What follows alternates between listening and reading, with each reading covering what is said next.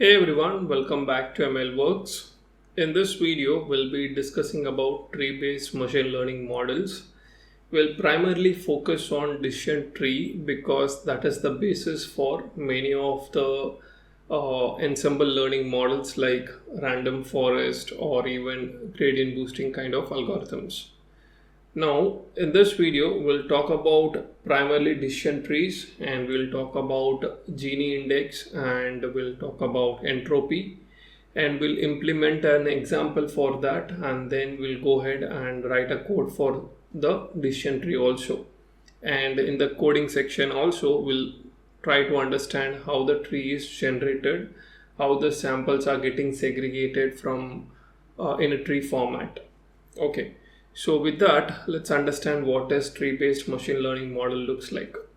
So it is the most common type of supervised learning model where you have your features and your target variable available to you. Now it is built on two types of entities. One is node, the other is branches. So consider you have a root node which will be split into multiple subnodes. So each of those nodes is split into multiple subnodes based on a feature. So if you see here the definition, a tree structure is formed by recursively splitting a training sample using different features from the dataset at each node that splits the data most effectively. So we make sure at every node we make the effective decision such that the data is split effectively.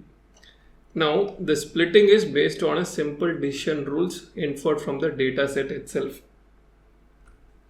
Now, before we jump on to decision tree, we just want to define what is simple and what is the complex tree-based machine learning algorithms are. So first, the simplest form of tree-based algorithm is decision tree, where you just have one tree where you take one feature, then you split, again you take some other feature and you split your samples. When it comes to complex aspect of tree-based algorithms, there are multiple decision trees and this is called as ensemble learning in general. So random forest is one of the algorithms. There is gradient boosting, XGBoost, ADA boosting. There are so many other algorithms. So when it comes to bagging, or the way the bagging works is, which is the random forest algorithm is, so it will try to create multiple decision trees in parallel on subset of data and subset of features. And it will try to make a decision by majority voting. Now when it comes to boosting trees or boosting algorithms, it will try to create algorithms in sequential manner.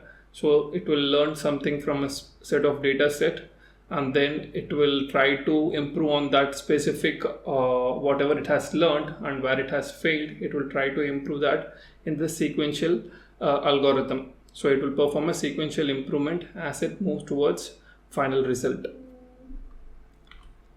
How does a decision tree works? So consider you are a basketball coach of a grad school and you are asked to determine which students play basketball in their leisure time. So you are given 40 students and they have certain features like gender, height and class. Class is class 5 and 6. Now your goal is to identify the right sample of students using the variables which is gender, height and class, and create the best homogeneous set of students player. Now here consider those 40 students are split into based on gender, based on height and based on class. So we train a decision tree by splitting the training set into two subsets using a single feature k and a threshold tk. So now consider you have gender split. So you split the 40 students into two based on the gender. One is male and other is female. Now there are 10 students which come under female category and there are 30 students under male category. And out of those 30 in the male category, there are 18 people who are playing, or 18 students who are playing, which is around 60%. And out of 10 female students, there are only 2 students who are playing basketball. Now similarly for height, greater than 5.5 feet and less than 5.5 feet. So there are 18 students, there are 22 students, which in terms of who play basketball, it is 8 and it is 15. Now we'll be splitting the same for class as well.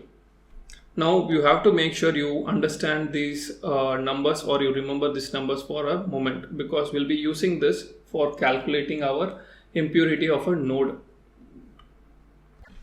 So at the end of the day, what we want to do is, with the decision tree, we want to produce a cost function which will try to produce the best k and comma tk, which is the best feature and best threshold for that specific feature. So this algorithm splits the child nodes using the same approach recursively once it reaches the max depth and it stops. So this is the cost function here. So here you have m left by m g left plus m right by m g right. So g left and right measures the impurity of the node, which can be either left node or right node. And m left and m right represents the number of instances or the number of students in the left node or right node. And m represents the total number of students. Now, how do you measure the impurity of a node? So Gini index states that if we select two items from a population at random, then they must be from the same class and the probability. If the population is pure, the class should be same and the probability should also be same. Now the higher the value of the Gini index is, the higher the homogeneity is. Now let's talk about entropy. So in machine learning, entropy is commonly used as an impurity measure. If a sample is completely homogeneous, the entropy is 0. And if the sample is equally divided between two categories, then it has an entropy of 1. So the lesser the entropy is, better the split is. So in this case, you should have lesser entropy. In this case, you should have higher Gini index. So these two both measure only the impurity of the node or the feature that under consideration. Now let's talk about Gini index. So first we have to calculate the Gini index for subnodes using the sum of the squares of the probability. So it is p square plus q square, and q is nothing but 1 minus p. Then what we do is we go ahead and calculate the Gini for the split using the weighted Gini score of each node of that split. So you'll understand this in the next slide. So for each feature, we have to calculate the Gini index. So for Gini index for gender, so first we have to calculate the Gini for subnode female. Under gender split, we had female has only 20% of female were playing basketball. So that is P, and we are squaring it. So 1 minus P is 0.8, which is 1 minus 0.2 is equal to 0.8, and you end up getting P square plus Q square, which is equal to 0.68. And similarly for subnode male, it is 0.6, and we square it off, plus 0.4, square it off, and we get our Gini for subnode male. So let me go back once to show you exactly what I mean by 0.2 and 0.8. So for female, if you go back here under gender split, so the number of females are 10, but the number of people who are playing is only 2 women are playing basketball. And when it comes to male, only 18 of them are playing basketball out of 30, and it is in out of 10. Now you have to remember these things: 18, 22, 8 and 15. So based on this only, we'll be calculating our Gini index. So now we have to calculate the weighted Gini for the split on gender. So 10 divided by 40, which is 10 females are present, and it is into 0.68, which is the subnode of the female. And then 30 by 40, because 30 is the number of male that are present in the class. And then Gini for the subnode male is 0.52. So once we calculated this weighted Gini, we get our final value, which is 0.56 in this case. Now similarly, we have to do for class, then we have to do it for height. And here we'll be seeing the weighted Gini for split on class is 0.52, and weighted Gini for split on height is 0.54. So the highest value is based on gender, which is 0.56. So if you notice, gender has the highest Gini index, which will result in the most homogeneous subnodes. Now to calculate the impurity, you just have to minus 1 minus Gini index, which is 1 minus 0.56, which is 0.44, which is the Gini impurity for gender. Now the highest impurity comes up when you are using this class as your node. Now let's talk about entropy, what we have to do here. So first we have to calculate the entropy for the parent node, and then calculate the entropy of each node of the split, and then calculated the weighted average of all the subnodes available on the split. So this is the formula where you have minus p log base 2p minus q log base 2 q. So p and q are the probabilities of success and failure at each node. So when we say success, we say when a player is playing basketball, it is success. If he is not playing basketball, then it is a failure. So entropy calculation per node. So entropy of the parent node, this is for people who are playing basketball in general. So this is 20 divided by 40, 50% you have, so which is equal to 1. So this implies the node is impure, which is the parent node. Now comes the male node, then comes female node. Male student, there are 18 male students and who are playing basketball. So 18 divided by 30, and 12 of them don't play basketball. So that is 12 divided by 30, and you get your entropy for the male node as well. Similarly for female node, and similarly then you calculate the entropy of the split on gender. Okay, this is where you calculate your weighted entropy for subnodes. So you make use of same 30 by 40 into 0.97 plus 10 by 40 into 0.72, and you get your Gini, this entropy index. Now similarly we have to do the same for height, and we have to do the same for classes also. And if you notice, the weighted entropy of subnodes for gender it is 0.91, and it is for height it is 0.96, and for class it is 0.98. So which is less? The entropy is less for gender, so which is 0.91. So gender has the lowest entropy, hence the most favorable split, which will give homogeneous result. Now we can calculate the information gain from entropy using 1 minus entropy, where 1 minus 0.91 gives 0.09. We are almost done now with respect to our understanding of how to calculate the impurity of a node. Now we'll go ahead and implement decision tree and understand how the split is happening. So let me go to the VS Code here.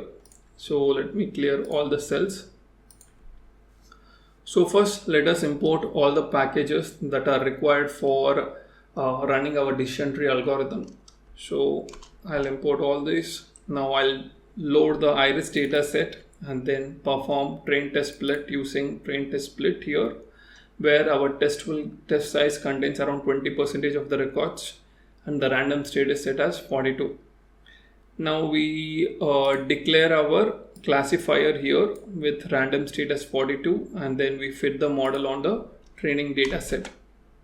So this will contain all the parameters. So currently we are using the default parameter, which is the criterion, which is Gini index, and the splitter we are using is best, and the random state is 42, and a minimum sample required for split is 2, minimum sample on the leaf is 1. Okay, so these are some default parameters that we are using. Now we go ahead and predict it, and then we go ahead and store the model. Now since we have already trained the model and we performed prediction also, now we can go ahead and look into how the decisions are made. So what we can do is from sklearn.tree import export tree, and inside the export tree we use the trained model, which is class CLF, and then give the feature names here, and then you'll get your tree rules. So at the top of the tree you have this root node, which is petal length, and for less than is equal to 2.45 you predict it as class 0, and if it is greater than 2.45, you go ahead and create some other subset of nodes. So here, after petal length is formed, here you will again form another subnode where you will be checking if the length is less than equal to 4.5, you will perform certain set of operations. Otherwise, if it is greater than 4.5, you will perform some set of operations here. Okay. Now from here, if you notice, right, here you are noticing there is 1 and 2, here 2 split. Then again under this you will have multiple split. Metal under petal width you will have again another split. So you recursively take decisions on each node using each features. And you are also, if you notice, we are using the same feature again to split the data set, or to find, or to recursively split the tree. We are using the same features also, but different values at a different threshold. Now this is for Gini index. Now what we'll do is we'll go ahead and define it for entropy. Criterion is set as entropy, and we feed a tree again, and you will notice the parameter is now entropy.